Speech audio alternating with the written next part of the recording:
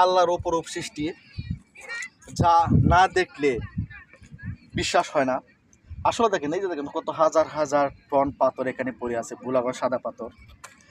পরে এই যে দেখেন বাংলাদেশের সীমানা ঘেঁষে কিন্তু ইন্ডিয়ান পাহাড়, এবং এই পাহাড়ের মধ্যে কিন্তু ইন্ডিয়ানরা বাসাবাড়ি করে আছে, যা মনকে আসলে সত্যিই খুবই অনুপ্রাণিত করে যে আসলে আল্লাহর অপূর্ব সৃষ্টি জগতে আমরা আসছি, বিভিন্ন কিছু দেখে আসলে খুবই মনোমুগ্ধকর। এই যে দেখেন পাহাড়গুলো কত উঁচু, যদিও এটি ইন্ডিয়ার সীমানার মধ্যে, তারপরে কিন্তু আমাদের ভালো লাগে। আমাদের কিন্তু সীমানা কিন্তু ইন্ডিয়ান পাহাড়ের নিচ থেকে আমাদের বাংলাদেশের সীমানা। তাই প্রকৃতির প্রেমে পড়ে গেছি, তাই বারবার ভোলাগড় সাদা পাথরে ছুটে আসি বিভিন্ন দৃশ্য দেখার জন্য। এবং আপনারা যারা দর্শক আছেন তাদেরকে দেখানোর চেষ্টা করি।